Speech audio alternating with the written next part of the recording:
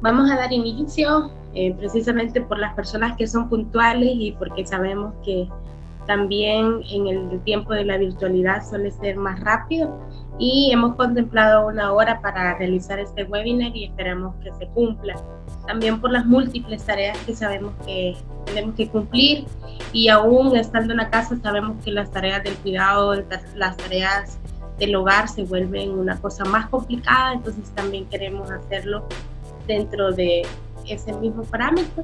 Este día vamos a hacer un balance, o vamos a tratar de hacer unas reflexiones alrededor de la salud sexual y reproductiva de las mujeres, niñas, adolescentes en El Salvador, y cómo también a más de 20 años de la penalización absoluta del aborto nos encontramos en medio de esta pandemia del COVID-19.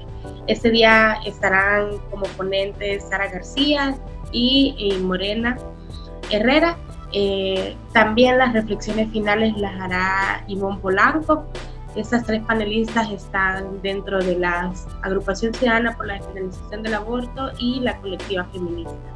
Entonces, la idea es que ustedes también abajo en la pantalla aparecen preguntas y respuestas, nos puedan ir haciendo en medio de las intervenciones preguntas para que al final tengamos un espacio de reflexión también con los panelistas con sus preguntas. También estamos en vivo en Facebook Live, también vamos a estar recogiendo preguntas desde ahí, entonces para que vayan colocando o pensando qué les gustaría conocer, que conversemos después de las intervenciones de cada una de las 2 panelistas, y también para recoger, ¿verdad? Este webinar está también en el marco del Día Internacional de la Acción de la Salud por las Mujeres, que se celebra cada 28 de mayo.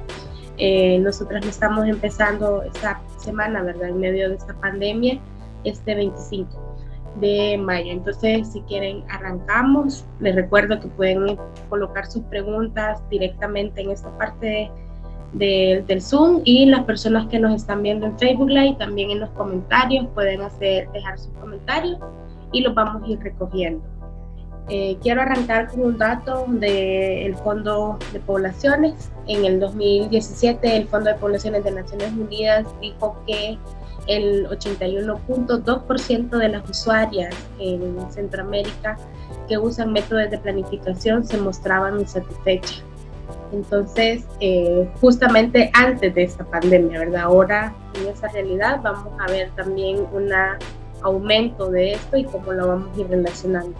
Quiero iniciar esta sesión con Sara García y quiero que veamos una reflexión alrededor sobre la penalización absoluta del aborto.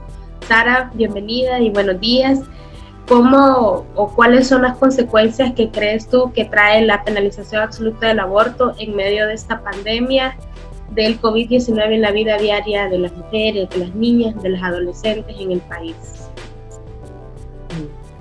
Gracias, Keila. Un gusto compartir también con todas las compañeras que están en este webinar y con todas las personas que nos están escuchando, que nos están viendo. Bueno, es muy importante este webinar justo en el marco del Día Internacional por la Salud de las Mujeres, porque es una gran oportunidad para colocar los retos y obstáculos que seguimos enfrentando en materia de salud sexual y salud reproductiva, sobre todo en medio de la pandemia del COVID-19, la cual, como ya se ha dicho en diferentes momentos, ha profundizado las desigualdades sociales e injusticias que las niñas y mujeres atraviesan en el país. El aumento de la violencia de género, feminicidios, crisis de los cuidados, denotan cómo esta crisis está impactándonos. Antes de hablar tal cual de la crisis del COVID, es necesario colocar que las consecuencias de la penalización absoluta del aborto en El Salvador son hechos innegables en el país. Recordamos 1998 como un año en donde se concretaron retrocesos para los cuerpos de las mujeres. A partir de ese momento, El Salvador se convirtió en uno de los pocos países en el mundo con una de las leyes más restrictivas en materia de aborto. Un hecho regresivo que trajo consigo consecuencias. No tener acceso a los servicios de aborto seguro pone en riesgo la vida y la salud de las mujeres. Si una mujer necesita abortar debido a un embarazo ectópico o debido a una condición de salud previa a embarazarse, como una cardiopatía, ella no puede hacerlo. Debe exponerse a un riesgo innecesario. Esta legislación tan absolutista condena a que las niñas tengan que ser madres. Y aquí también quiero retomar un informe que realizó el Fondo de Población de Naciones Unidas, el UNFPA, que es el mapa de embarazos en niñas y adolescentes, y plantea que en el 2017 se registraron en El Salvador 19.190 embarazos en niñas y adolescentes entre 10 y 19 años de edad, es decir, 53 niñas o adolescentes embarazadas por día. Además, esta legislación desencadenó una acción persecutoria contra las mujeres que ingresan a los hospitales públicos. Según la investigación del Hospital a la Cárcel, una investigación realizada por la Agrupación Ciudadana por la Despenalización del Aborto, 181 mujeres han enfrentado criminalización debido a emergencias obstétricas o abortos espontáneos en el periodo de 1998 al 2009. Esta persecución injusta no sucede a todas las salvadoreñas. Según la investigación, son las mujeres jóvenes las que viven en situación de pobreza, las que van al sistema público, son ellas las que enfrentan esos procesos judiciales, en donde se les niega la presunción de inocencia, se les atribuye la presunción de culpabilidad, donde no se les garantiza el secreto profesional ni el derecho a acceder a la justicia. Estos son algunos de los problemas que genera la prohibición total del aborto, los cuales ya colocaban a las mujeres en situación de injusticia y precariedad. Esta realidad actual definitivamente se agrava en tiempos de COVID-19 y es por esto tan importante esta reflexión que estamos haciendo en el webinar, porque nos permite poner en evidencia cómo los derechos humanos de las mujeres están en riesgo de retroceder, específicamente los derechos sexuales y derechos reproductivos. En este sentido, quiero retomar el informe técnico sobre COVID-19 realizado por el UNFPA, el cual establece que los recursos para los servicios de salud sexual y reproductiva, estos recursos pueden desviarse con el propósito de hacer frente al brote. Esta situación se traducirá en un aumento de mortalidad materna y neonatal, un incremento en las necesidades insatisfechas de planificación familiar y un aumento en el número de abortos en condiciones de riesgo e infecciones de transmisión sexual. En otro informe realizado por la misma institución, y este es un informe específico para Centroamérica, en el que analiza el impacto de la pandemia en la salud reproductiva, se plantea que 192.589 mujeres dejarán de usar anticonceptivos. Además, se proyecta que habrá 13.642 embarazos no intencionales adicionales. Son cifras preocupantes cuando vivimos en uno de los países que sigue considerando a las mujeres ciudadanas de segunda o de tercera, en donde no tenemos acceso a interrumpir un embarazo para salvar nuestras vidas y para que podamos garantizar nuestra salud. Es importante no dejar de lado, tal como establecen las compañeras de la Red de Salud de las Mujeres Latinoamericanas y del Caribe, REMSLAC, que las mujeres enfrentamos dos pandemias. Es decir, además de los impactos directos y devastadores del COVID-19, enfrentamos otra pandemia que no ha tenido la respuesta necesaria, urgente e integral que requiere. Estamos hablando de la violencia de género. Según datos del Instituto de Medicina Legal encontrados en el Observatorio de Violencia de Hormuza, en el 2019 se realizaron 2.894 reconocimientos por violencia sexual, es decir, 8 casos diarios. Es alarmante que el 75% de estos abusos se cometieron en niñas y adolescentes menores de 17 años, incluyendo 848 casos de niñas menores de 11 años. Una de las medidas que han optado los gobiernos es aplanar la curva con el discurso de quédate en casa. Las niñas y mujeres están en casa, en confinamiento con sus agresores. De hecho, según un artículo periodístico publicado recientemente, en el marco de la cuarentena, la Fiscalía General de la República recibió 341 denuncias por violencia sexual y otras 158 por violencia intrafamiliar.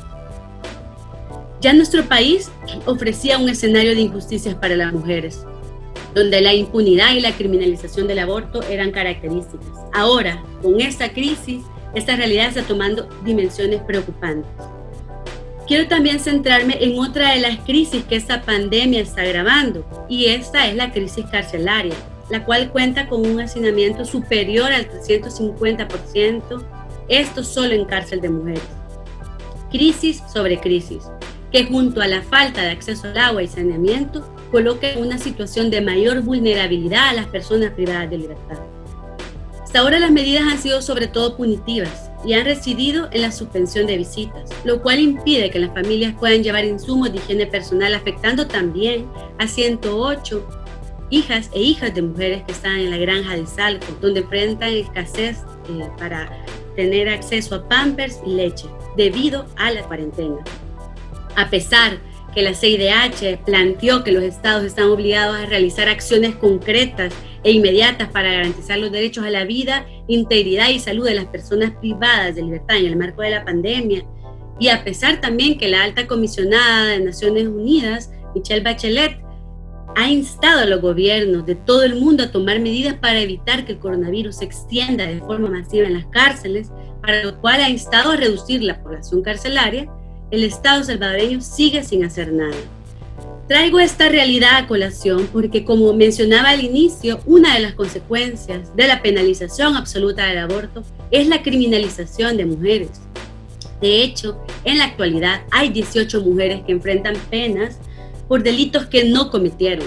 Incluso, el Grupo de Trabajo sobre Detenciones Arbitrarias de Naciones Unidas ha manifestado recientemente que las mujeres que están en cárcel debido a emergencias obstétricas fueron detenidas de manera arbitraria y por tanto es necesario e instan a que el Estado salvadoreño las libere de manera inmediata. Otra de las grandes consecuencias generadas en el marco de la pandemia es que en la agenda pública se habla de salud, pero sin perspectiva de género. Se habla de vida, pero sin considerar la vida concreta de las mujeres. En El Salvador se está limitando la libertad de expresión, generando obstáculos en el derecho a defender derechos. Aparte, lógicas dictatoriales se evidencian en hechos concretos, como que el día de ayer fue decretado el Día de la Oración, una clara vulneración al Estado laico. Otro hecho importante de mencionar son los ataques de los grupos antiderechos, de los grupos que se oponen a los derechos de las mujeres. Ya en el webinar anterior se profundizó sobre esto, pero creo que es importante volver a colocar, ¿verdad?, que en esta pandemia esos discursos de odio siguen operando desde una perspectiva culpabilizadora, generando discriminación.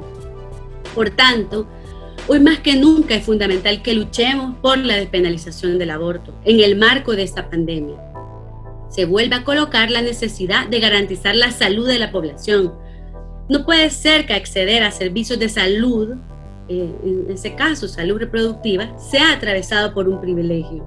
Las mujeres que necesitan interrumpir un embarazo deben tener alternativas que superen las actuales, es decir, la cárcel o la muerte.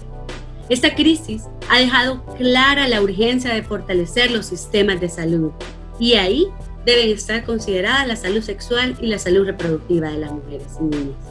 Otro elemento fundamental es que esta pandemia ha colocado es la necesidad de liberar a las mujeres criminalizadas injustamente por emergencias obstétricas.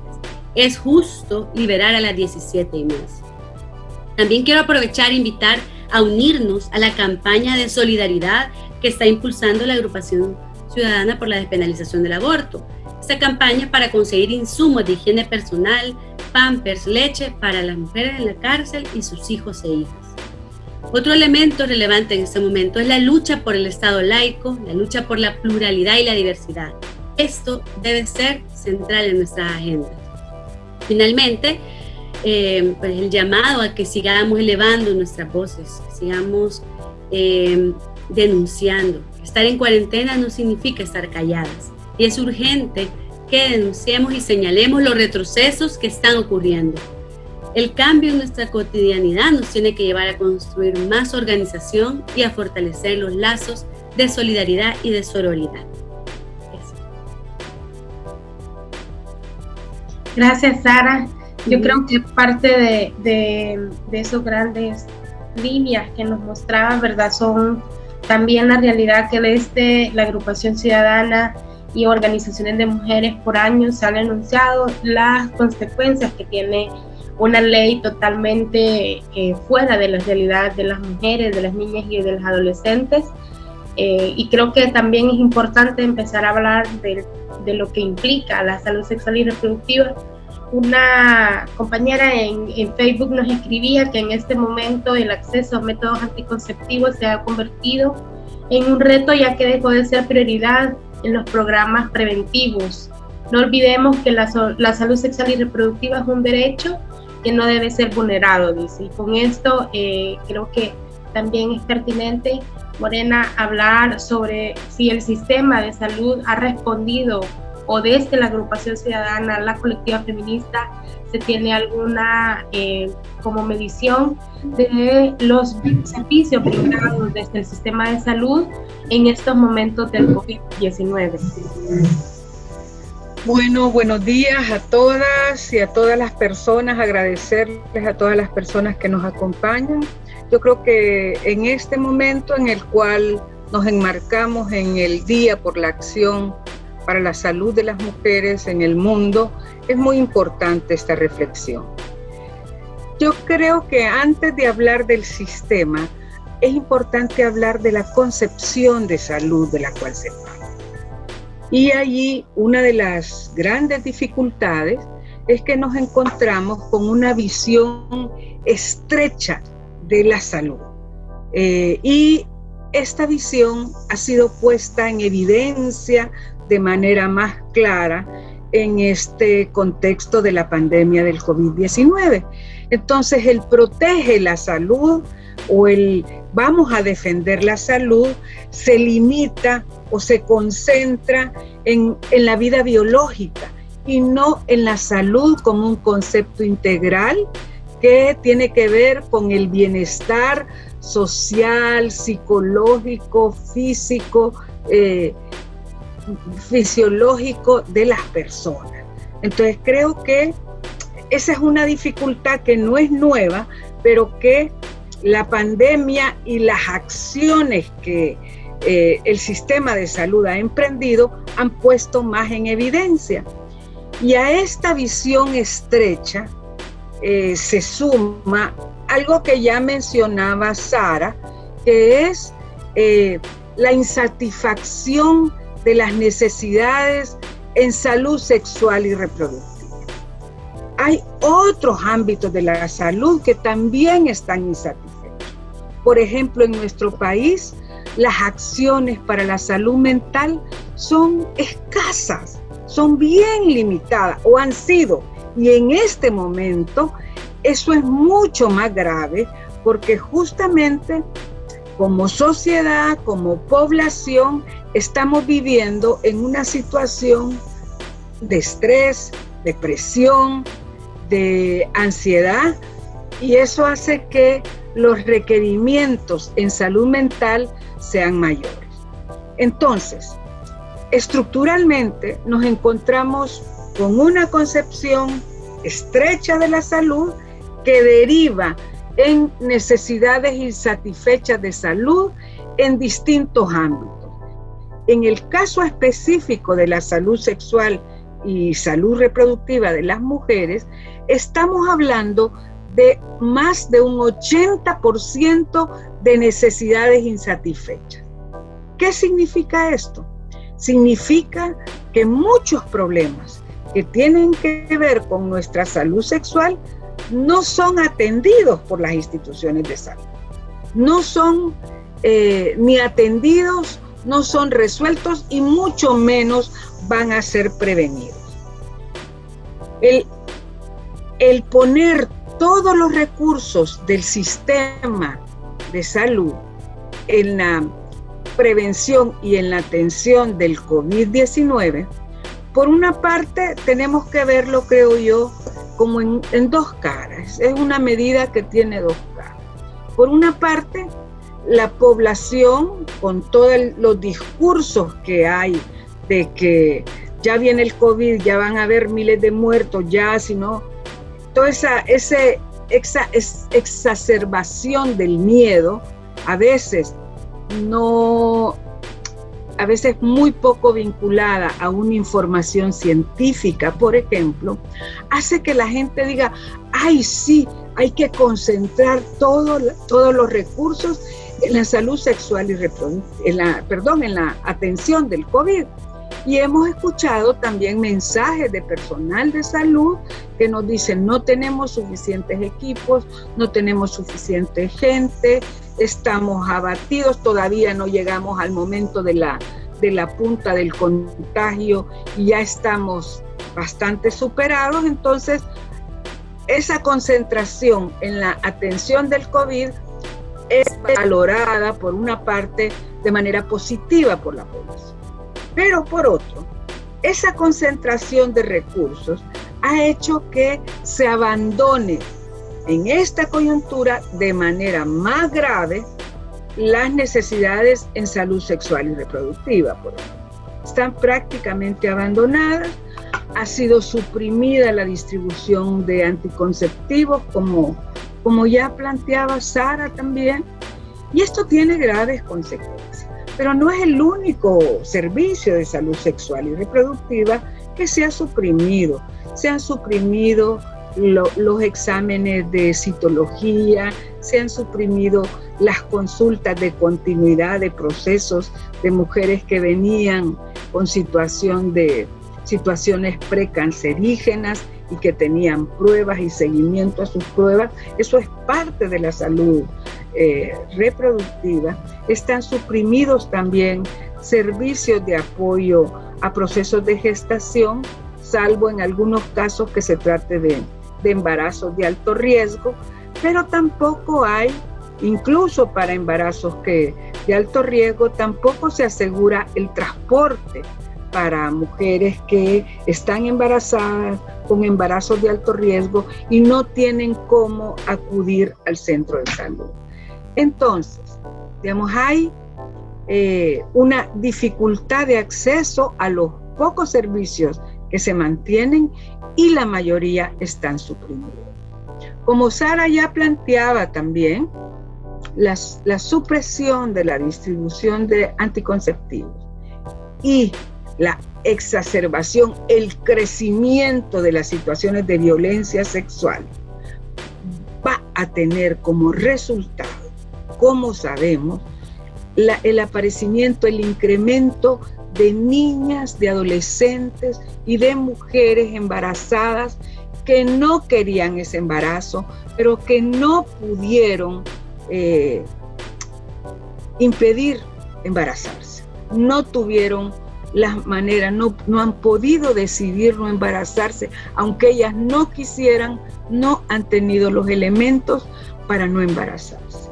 Y esto, los embarazos no intencionales, generan problemas graves, tienen consecuencias graves en la salud reproductiva de las mujeres, porque nos encontramos en procesos entonces de tener que aceptar esos embarazos, que muchos de ellos son forzados, y vivir el drama de gestaciones forzadas y luego crianzas impuestas, o la necesidad de recurrir a abortos que por la ley que hay en nuestro país son abortos clandestinos y muchas veces inseguros en términos de salud e ilegales, y entonces se pone en riesgo la salud, en riesgo la integridad y en riesgo la legalidad y hasta el riesgo del encarcelamiento. Entonces creo que ahí hay una cadena de problemas. Se habla de el embarazo no intencional, pero hay que saber que el embarazo no intencional tiene graves consecuencias, tanto en la salud reproductiva como en la salud emocional, en el ámbito social, a nivel familiar también. Y quería hablar de dos cosas más para dar espacio a que pueda haber debate. Por un lado, han habido esfuerzos de distintas organizaciones sociales, de instituciones, para lograr que las niñas y las adolescentes y los jóvenes, también los niños y los adolescentes, conozcan, tengan conocimientos sobre su cuerpo, sobre el funcionamiento, sobre su cuerpo, sobre su derecho a consentir una relación o su derecho a decir no. Parte de estos contenidos forman parte de la educación integral en sexualidad. Y ese es un derecho de las niñas y los niños, de las adolescentes.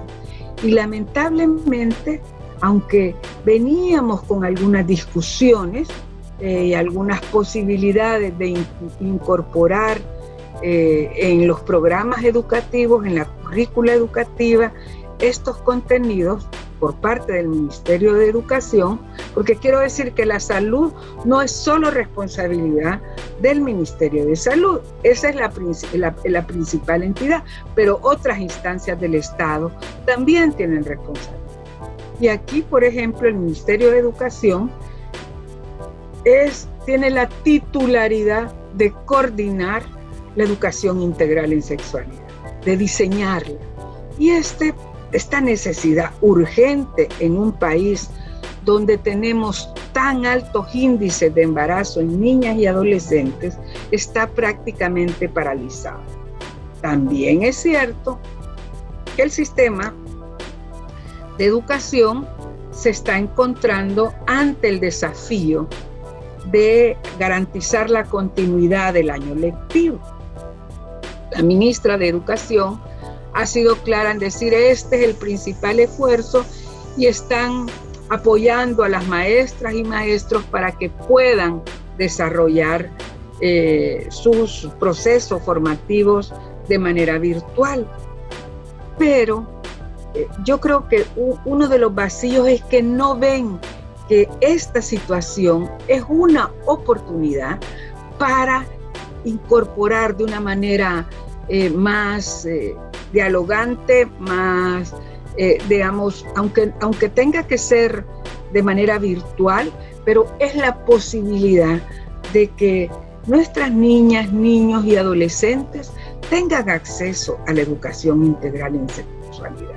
No estamos viendo esa audacia en el Ministerio de Educación para que la modernización no sea solo tecnológica, sino que vaya aparejada de este contenido tan necesario para garantizar la salud sexual y la salud reproductiva de niñas, niños, adolescentes y jóvenes. Y el otro aspecto al que me quiero referir es a los discursos políticos más amplios que pareciera que no tienen relación con la salud, pero claro que sí la tienen. En nuestro país la polarización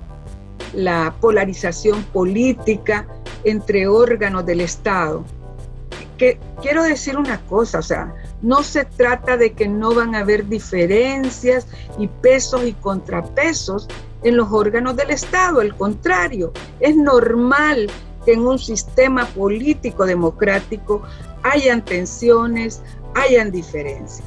Sin embargo, los niveles de confrontación, de desconocimiento de un órgano del Estado por otro, generan un ambiente de inseguridad jurídica y un mensaje muy negativo de que la democracia no sirve, de que la democracia es una cosa que no sirve, que solo sirve para darle privilegios a algunos cuantos políticos sin escrúpulos.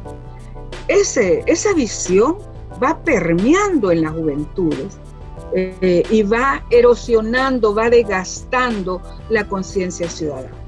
Y eso es un mensaje que se interioriza de manera muy grave en el sentido de que no tenemos derechos. Se cuestiona el concepto de derechos, el derecho aparece como una mala palabra, a quienes defendemos derechos pareciera que defendemos delincuencias y crímenes, y no sentido de seres humanos que portamos un marco de acuerdos de respeto entre todas las personas independientemente de las diferencias que podamos tener. Y esa erosión, esa desgaste del concepto de derechos también tiene que ver con el derecho a la salud. Entonces, nuestras adolescentes, nuestros jóvenes, las niñas y los niños no son educados y formados como ciudadanos en ciudadanía, pues, es decir, cuando somos educados en ciudadanía, tenemos que entender que tenemos derechos y hay instituciones públicas del Estado que tienen responsabilidad de garantizarnos ese derecho. Ese acuerdo de Estado, de derecho, que yo tengo derecho y tengo derecho a exigir que se me garantice, y las instituciones entienden que tienen la responsabilidad de garantizarme esos derechos, ese es el contrato que se quiebra. Y el derecho a la salud entra dentro de ello y es muy grave estar enfrentándolo. Entonces, yo creo que en síntesis, el sistema de salud está estrechando aún más su visión de la salud y está, negando, está suprimiendo la ya precaria condición de necesidades insatisfechas en salud sexual y reproductiva, especialmente para las mujeres. Y esto va a tener graves consecuencias, está ya teniendo graves consecuencias con más de 2 meses de cuarentena obligatoria, y se niegan derechos como la educación integral en sexualidad y en última instancia el sentido de que tenemos derecho a la salud y que tenemos que exigir. Solamente, muchas gracias. Gracias, Morena. Interesante lo que nos mencionabas, precisamente el tema de salud sexual y reproductiva no es solo un tema del Ministerio de Salud, sino que va más allá, y en eso también quiero abonar, según los datos del portal de transparencia de la red de salud, sobre todo del Hospital Nacional de la Mujer, doctora María Isabel Rodríguez. Hasta marzo reportaba una inscripción de 17.451 inscripciones de embarazadas en esta red de salud pública. De estas, 144 son niñas de 10 a 14 años y 3.835 adolescentes y jóvenes de 15 a 19 años. Creo que estas cifras son precisamente alarmantes porque están reflejando hasta marzo, o sea, no estamos viendo una inscripción de abril y lo que llevamos de mayo. Y justamente con lo que ya mencionaban de cómo también en Facebook ponía una compañera, que en las crisis sanitarias siempre a lo que se ve recortado o a lo que se enfrentan es al tema de salud sexual y reproductiva. Hay casos, por ejemplo, de trabajadoras de maquila que han tenido emergencias obstétricas y que han tenido que pedir RAI desde lugares de Huizúcar hasta la capital para llegar a la 1 de mayo, y que aún así se mantiene el riesgo en su salud y en su vida, ¿verdad? Y sabemos que esto no deja de pasar por tener medidas tan restrictivas como el tema del transporte o la garantía al tema de salud sexual y reproductiva en las unidades de salud. Hay otras denuncias que reportan que no están recibiendo como la garantía del método anticonceptivo que usaban normalmente. Quizás esos son como los comentarios que hemos recogido. Si alguno de los participantes aquí en Zoom, pueden escribir otras preguntas, las vamos a empezar a responder en este momento. Y hay una que me gustaría, dice, existe, Morena, una pregunta, dice, ¿existe una garantía desde el Estado salvadoreño en el tema de salud sexual y reproductiva en El Salvador? Y quizás podemos ir abondando también, Sara, en si se conocen otras consecuencias a raíz de la penalización absoluta del aborto, de las que ya mencionaba, como la privación de las mujeres y las 17, que es una campaña que se ha mantenido desde la agrupación. Entonces, quizás empezamos con estas 2 preguntas para empezar a recoger las demás. No sé si quiere empezar. A ver, ¿puede repetir la primera, por favor?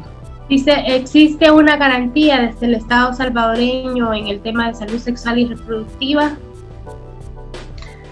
A ver, yo creo que es importante que sepamos que el Estado de El Salvador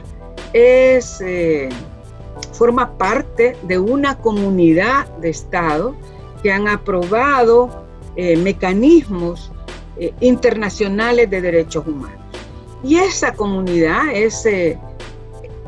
esa ratificación, por ejemplo, el Estado de El Salvador es firmante de la Convención contra todas las formas de discriminación para las mujeres, que se conoce como CEDAW por sus nombres, sus siglas en inglés. Eso hace que haya una obligación de garantizar esos derechos, ¿verdad? Y allí está reconocido el derecho a la salud. También nuestra Constitución reconoce el derecho a la salud. Entonces yo creo que el Estado, las instituciones del Estado que se concretan en los poderes del Estado, tienen obligación, tienen responsabilidad. ¿Qué garantía hay? Yo creo que hay la garantía de un marco jurídico internacional que protege nuestros derechos, la garantía de un marco jurídico nacional que obliga a las instituciones y, sobre todo, la garantía de nuestras voces, porque ningún Estado va a cumplir sus obligaciones si no le exigimos que las cumpla.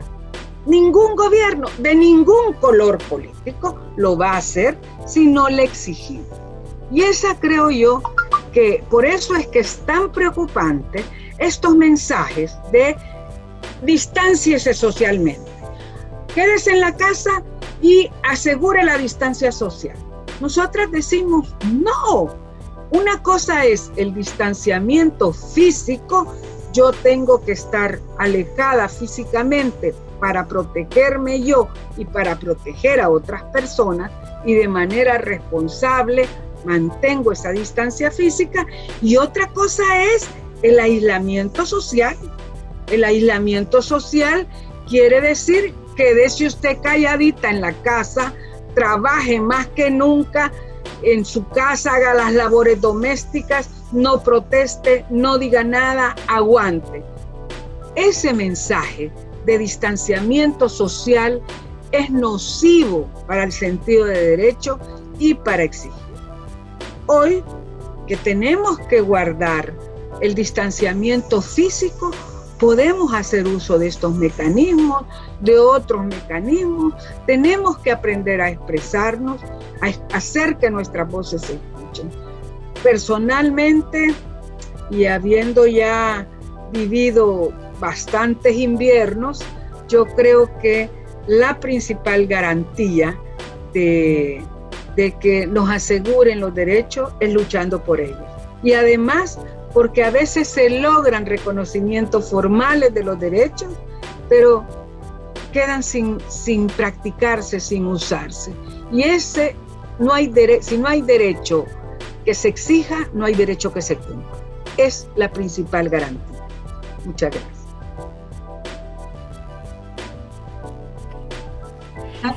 Bueno, en relación a qué otras consecuencias genera, ¿verdad?, esta legislación tan restrictiva, bueno, como ya planteaba, el tema de la criminalización, pero también una de las consecuencias que nosotras hemos registrado tiene que ver con cómo el gremio de salud también se encuentra de manos atadas ante una situación como la necesidad de interrumpir un embarazo para salvar la vida de una mujer.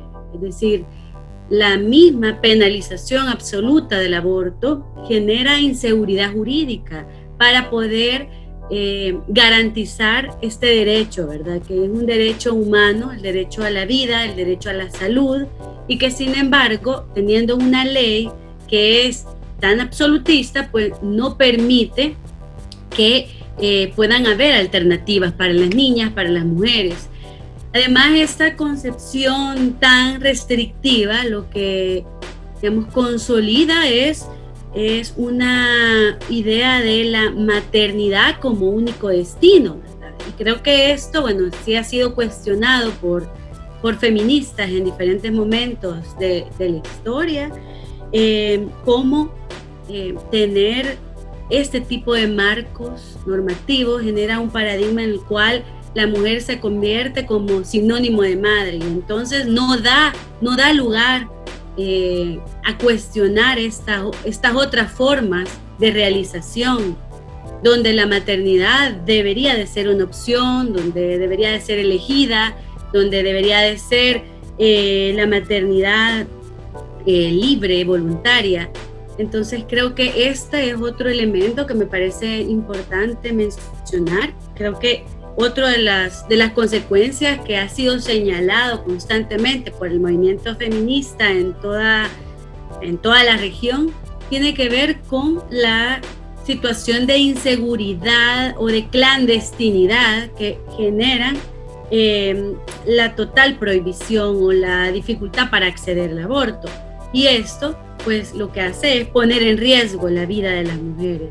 Al no tener acceso a un servicio de salud que sea un servicio de salud legal, un servicio de salud seguro, pues lo que hace también es que pueda poner en riesgo su integridad física. Creo que esto es importante señalarlo. Hay un artículo que recomiendo que lo puedan leer, que se llama El privilegio de abortar, y fue realizado por unas compañeras también investigadoras, Laura Aguirre y Malu Noches, y que tiene que ver con esta dinámica que genera tener una ley tan restrictiva y que al final pues coloca el tema del aborto como un tema de privilegio, ¿verdad? Quienes puedan tener los recursos van a tener un aborto seguro, y quienes no, pues se van a tener que exponer no solo a la clandestinidad, sino que también al miedo, a la desinformación, pues a un ambiente restrictivo que no abona en la garantía, ¿verdad?, de nuestros derechos. Creo que otra de las consecuencias que esto genera y que también ya ha sido señalado incluso por la Comisión Interamericana de Derechos Humanos es que esta criminalización de mujeres también genera consecuencias en los hijos e hijas de las mujeres que están privadas de libertad. Y es porque a veces, bueno, esta es la doble moral del sistema, ¿verdad? Por un lado, pues te penaliza porque tuviste una emergencia obstétrica, pero por otro lado, si sos madre, pues no te deja ejercer tu maternidad porque te criminaliza y te aleja de tus hijos. Entonces creo que es bien importante también señalar que esto tiene consecuencias en las familias, en los hijos, en las hijas de las mujeres que están siendo criminalizadas, que se les está alejando de la posibilidad de tener un contacto, afecto con sus seres, ¿verdad?, cercanos y queridos. Creo que esas serían como algunas de las consecuencias. Definitivamente lo que nosotras constantemente señalamos, ¿verdad?, es que cuando hay marcos normativos restrictivos, también otro aspecto es el ejercicio del derecho, ¿verdad? Y esto, el derecho a defender derechos, que yo ya lo decía anteriormente, cuando estamos en marcos normativos tan restrictivos, defender un derecho como la interrupción del embarazo, como los derechos sexuales y derechos reproductivos, es estigmatizado. Y creo que eso también es importante colocarlo, ¿verdad? Que estos marcos pues generan también obstáculos para el ejercicio de las defensoras de derechos. Entonces, bueno, son algunas de las consecuencias que nosotras pues las ponemos de manifiesto, y que creemos que es importante que ahora que estamos en este contexto de pandemia se sigan visualizando, porque solo se están haciendo más profundas. Gracias, Sara. Quiero leer algunos comentarios que nos han dejado compañeras aquí en el chat de preguntas y respuestas, y también saludar a todas las personas que nos siguen viendo en Facebook y en las redes sociales. Dice Ruth, ¿cuáles son las estrategias que deberían hacer para ayudar a que baje la cantidad de embarazos precoces? Son números terribles.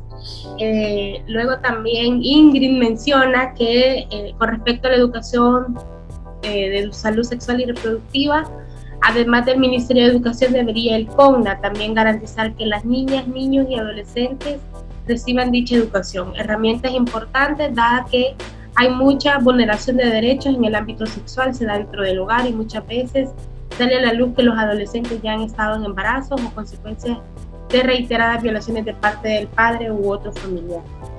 Marta se tuvo que retirar y nos dejó muchos saludos y seguir debatiendo y continuar con la realización de la laicidad en el Estado.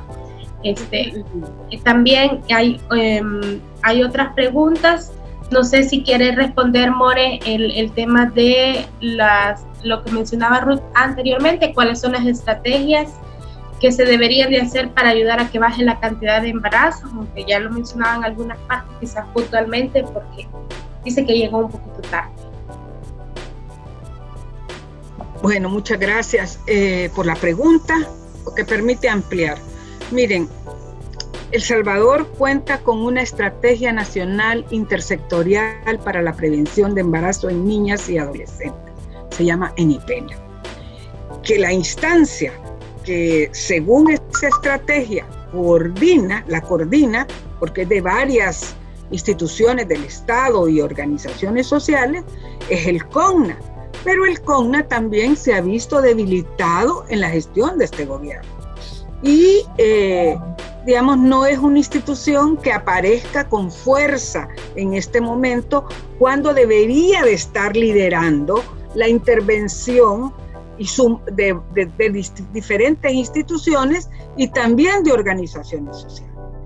Apropiarse de la experiencia de las organizaciones sociales. El año pasado, por ejemplo, hicimos un congreso internacional e intergeneracional para una educación integral en sexualidad. Participaron instancias internacionales, nacionales, y participó mucha gente de la comunidad educativa, estudiantes de distintos niveles, maestros y maestras, personal docente, pues también de diferentes niveles, y madres y padres de familia también, además de organizaciones de la sociedad civil, y allí planteábamos toda nuestra disposición para echar a andar esa estrategia. Esa estrategia es un instrumento diseñado en el 2017 que tiene una proyección temporal de 2027. Abandonarla en ENIPENA, va a significar un aumento de, esos indicadores de embarazo en niñas y adolescentes. Pero creo que tenemos esa herramienta que si la aplicamos, es importante que veamos que podemos bajar los indicadores. Yo por eso digo, este gobierno está llegando al primer año. Entendemos que le ha tocado dirigir el enfrentamiento de esta pandemia, pero si no logramos que en los próximos 4 años priorice este tipo de problemas, vamos a terminar el quinquenio de este gobierno con más altas tasas de embarazo en niñas y adolescentes. Y eso va a significar no cumplir su responsabilidad. Todavía 4 años le dan tiempo de hacerlo, aunque ya perdimos un año, digamos, en esta materia. Entonces yo creo que estamos ante un gran desafío, se puede hacer, pero es importante saber que hay responsabilidad de las instituciones, hay responsabilidad de las organizaciones sociales y hay responsabilidades individuales que tenemos como personas para bajar esas tasas, esa cantidad horrorosa de embarazos en niñas y adolescentes. Gracias. Sara, tengo 2 preguntas. Dice Carla Fernández, ¿es posible que debido a la pandemia del COVID-19 se tenga un retroceso en la lucha de derechos de las mujeres? Y de una vez te voy a leer la siguiente, que está relacionada a la penalización absoluta del aborto. ¿Considera usted que sea posible que en las elecciones 2021 sea posible que veamos un debate en cuanto a la despenalización del aborto, y será posible que tengamos propuestas respecto a la despenalización del aborto. Y bueno, gracias Carla por la pregunta, y me parece que es importante que coloques justo el tema de los retrocesos, porque lo que hemos estado ahora dialogando y lo que diferentes espacios feministas también, ¿verdad?, han estado colocando en la agenda pública es cómo esta situación de crisis, digamos, esta situación de pandemia está develando o está profundizando otras opresiones, violencias que ya estábamos viviendo las mujeres. Lo hemos manifestado desde las organizaciones, por ejemplo, con una campaña que hubo recientemente en donde decía el feminicidio es pandemia, ¿verdad? Y es que estamos hablando de que ahora que estamos en esta situación de confinamiento, que estamos en esta situación en donde las mujeres están con sus agresores, las niñas también están con sus agresores en casa, pues se han elevado la violencia sexual, se han elevado los feminicidios, la violencia de género.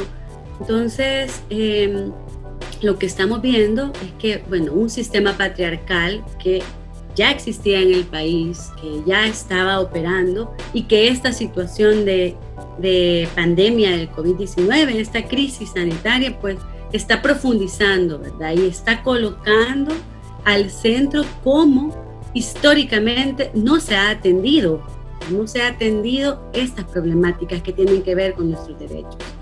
No se ha garantizado el derecho a la vida, a la salud de las mujeres. Históricamente es una deuda. Y ahora que la pandemia lo pone al centro, ¿verdad?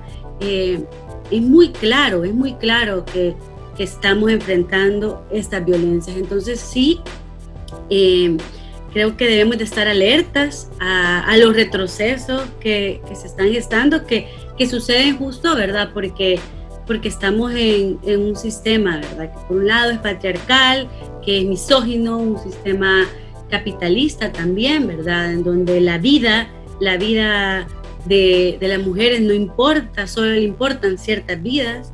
Estamos en un sistema en donde la militarización y la precariedad es lo cotidiano. Entonces estamos ahí y debemos de estar vigilantes de todos los retrocesos que se quieren concretar. Creo yo que unirnos a las diferentes campañas también que ahora mismo están sucediendo mucho en la virtualidad, porque bueno, es la medida que permite esta crisis. Pero por ejemplo, yo les comentaba que la Red de Salud de las Mujeres, REMSLAC, está impulsando la campaña que es Grito Global por la Salud de las Mujeres, que justo es una campaña que permite visibilizar todo lo que estamos viviendo debido a esa pandemia, las dos pandemias que vivimos las mujeres. Pero también ahora mismo, hoy, este día se está impulsando una manifestación virtual por la transparencia y la información pública en favor de las mujeres, en donde básicamente se está llamando a que podamos subir fotos, carteles, videos sobre la realidad de violencia contra las mujeres y niñas. Y esto creo que es lo que va a permitir que los retrocesos no se cristalicen, es decir, estemos alertas, estemos todo el tiempo colocando que estas violencias machistas no las vamos a permitir, y que estamos en la lucha por la justicia, ¿verdad?, y por la libertad de las mujeres. Creo que esa es la mejor manera de contrarrestar todo retroceso, que estemos más unidas, más fuertes, y que sigamos nombrando todo lo que nos está sucediendo. En cuanto a las elecciones 2021, me parece que en los debates siempre, ¿verdad?, tienen matices oportunistas, ¿verdad? Y de repente creo yo que como ciudadanas es fundamental que logremos exigir debates que sean a la altura, ¿verdad?, de las circunstancias, es decir, debates desde una perspectiva de derechos humanos, debates en donde no se propaguen malos prejuicios, donde no estemos hablando desde el estereotipo, sino que sean debates informados. Y creo que eso es lo mínimo que los candidatos y las candidatas deben de impulsar, debates informados en donde puedan colocarse realmente en la realidad concreta de las mujeres, que puedan visualizar esta realidad concreta que estamos hablando, que son los embarazos impuestos en niñas, que es la necesidad de educación integral en sexualidad, que es la necesidad de despenalizar el aborto, que, bueno, estamos hablando de una serie de problemáticas que se deben de solventar y que en estas elecciones lo mínimo que deben de hacer es tener un debate informado desde una perspectiva de derechos humanos. Y yo esperaría que las propuestas que tengan algunos de los candidatos sean desde ahí, ¿verdad? En donde ya superemos esa dicotomía de aborto sí, aborto no, porque no se resuelve desde ahí, no se resuelve desde sí o no. Estamos hablando de poder visualizar toda la escala de grises que hay, de poder visualizar que somos uno de los pocos países en el mundo que sigue con esta ley tan retrógrada, y que es hora que ya los diputados y las diputadas de la Asamblea Legislativa pues escuchen no solo a las organizaciones sociales y de derechos humanos, sino que escuchen las diferentes recomendaciones que han recibido de la Comisión Interamericana de Derechos Humanos, del Examen Periódico Universal de Naciones Unidas, de los diferentes comités, grupos de trabajo. Han sido ya vastas las recomendaciones que han recibido. Entonces, si sigue haciendo nada más, si sigue ignorando esta situación, pues lo que está contribuyendo es que se siga violando los derechos de las niñas y de las mujeres del país. Gracias. Hay otro comentario y quizás también para ir cerrando, relacionado al tema de las políticas públicas. Mencionaban unas compañeras sobre que la interseccionalidad no está presente y siempre las afectadas son las mujeres pobres, indígenas, afrodescendientes, entre otras. Además, también teníamos una pregunta de una compañera de relacionarlas con las personas. Dice, ¿cómo visualizan el tema de mujeres con discapacidad? Si quieren, para ir cerrando, More, si podemos darle salida a estas preguntas sobre la interseccionalidad que tiene que ver con las indígenas, afrodescendientes y también las personas las mujeres con discapacidad. Y luego pasamos a las reflexiones finales que Ivonne nos ha preparado de todo este debate y las presentaciones que hicieron ustedes dos, y vamos a ir cerrando.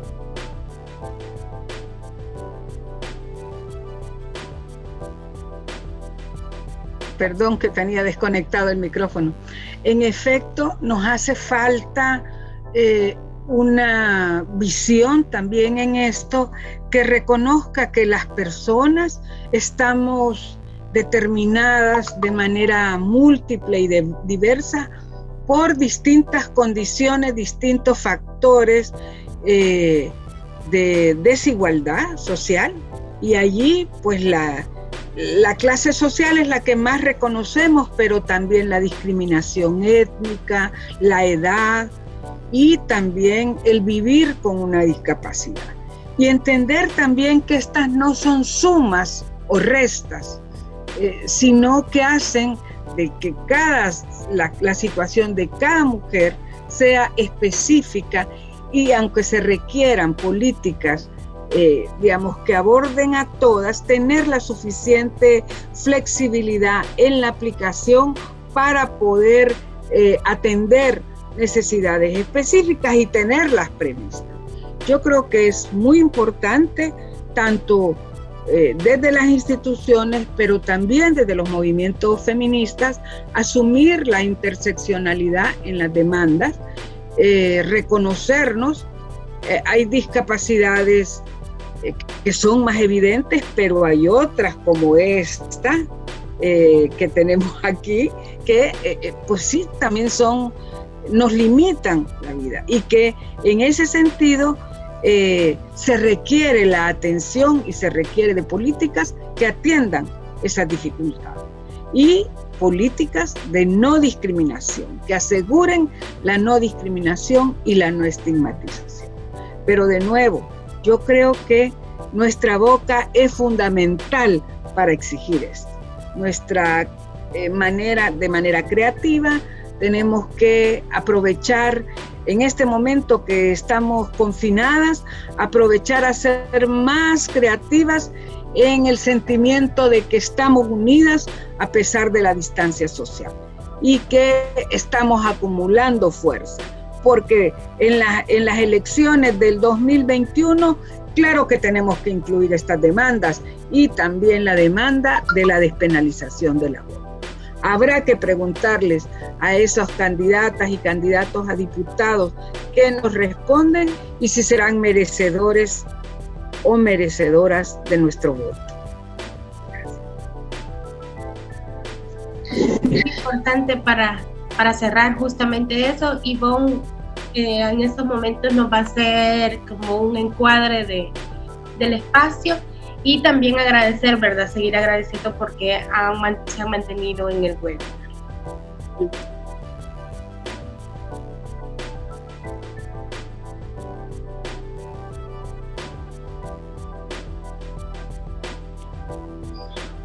Hola, buenos días a todas y todos. Considero muy importante estos espacios virtuales en estos momentos. Y además agregar que, bueno, las participaciones de las compañeras también, en el marco de retomar, ¿verdad?, consecuencias a violaciones de derechos y a desigualdades enmarcadas también en este momento de la pandemia del COVID, que aparte ya han venido sucediendo, pues como comentaban, pues estamos a más de 20 años de la penalización absoluta del aborto y siguen sucediendo, ¿verdad?, violaciones a derechos de las mujeres y que ahora se incrementan por la pandemia, como son, ¿verdad?, las violaciones de violencia de género, los feminicidios, las desapariciones que están ocurriendo y que no las está visualizando el gobierno, ¿verdad? Es muy importante también ver cómo, a pesar del año en que estamos, ¿verdad?, en el 2020, a pesar de innovaciones tecnológicas, pues se nos sigue considerando a las mujeres como categoría, como segunda categoría.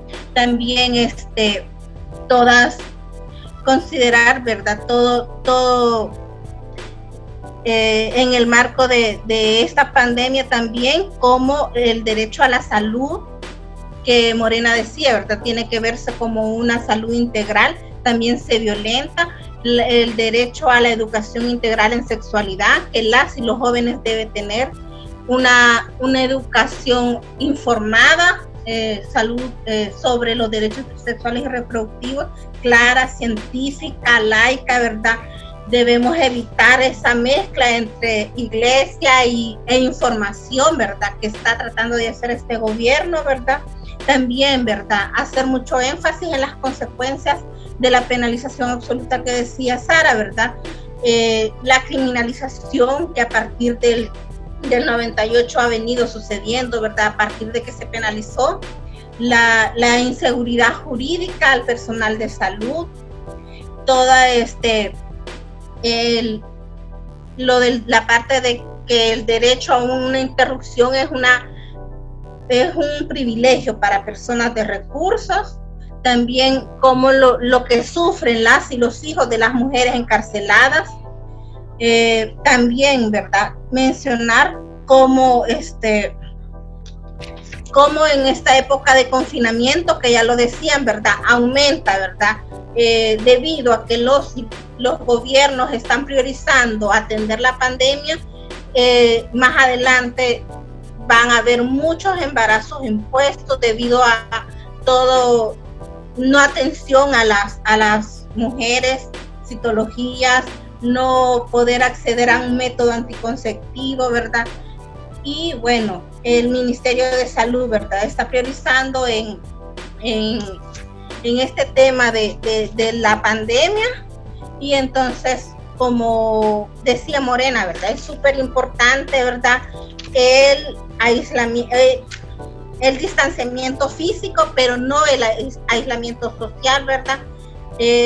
Hay que alzar nuestra voz. Es muy importante de que a pesar de que estamos en casa, confinadas, resguardándonos de la pandemia, pero es importante el marco de Día Internacional por la Acción de la Salud de las Mujeres, alzar nuestra voz, denunciar que es necesario, ¿verdad?, poder acceder a la salud sexual y reproductiva, también, ¿verdad?, denunciar todo en el marco del Estado laico, es súper importante, ¿verdad? Así que, bueno, considero que este webinar ha sido muy importante para hacer énfasis en eso, ¿verdad? En las violaciones a los derechos de las mujeres, a las consecuencias de la penalización absoluta del aborto y a no quedarnos calladas y callados a pesar de que estamos en casa. Súper importante, y yo creo que una de las cosas que nos tiene que quedar claro, ¿verdad?, es que necesitamos debates, como decía Sara, informados, justamente con un enfoque de derechos humanos, un enfoque de género y sobre todo teniendo como base los derechos humanos. Las mujeres en El Salvador seguimos en condiciones totalmente vulnerables, tanto en medio de esta pandemia con las violencias de género, pero también con una penalización absoluta del aborto que nos ha tenido justamente en pandemia desde el 98 que les mencionaba Sara. Recordemos también lo que decía el movimiento feminista en redes sociales, que no solo el virus mata, sino que nos está matando la violencia de género, los feminicidios. Invitarlas a la campaña de ahora en la tarde a las 6 sobre los datos, ¿verdad? Exigimos datos porque hay otros datos que se están reportando. Las organizaciones feministas reportan 21 feminicidios en lo que llevamos de cuarentena.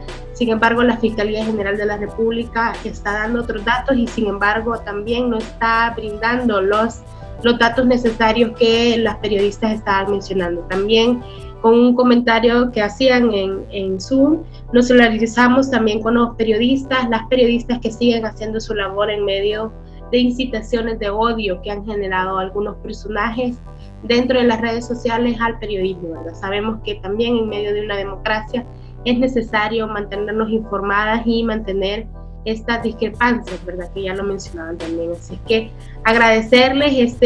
Es un año donde vamos a tener que volcarnos a la virtualidad, a exigir nuestros derechos y que esto no nos impida mantenernos en una lucha permanente por la dignidad, por la vida y salud de las mujeres, que aún la mantenemos en pie nosotras desde la penalización absoluta del aborto. Hemos oído muchos diputados hablar de la salud y vida de las mujeres, esperamos de la vida de la ciudadanía y esperamos que en estos debates de las próximas elecciones se mantenga ese eslogan, ¿verdad? Por la salud y vida también de las mujeres, las niñas y las adolescentes y por una vida digna para todas y todos. Gracias.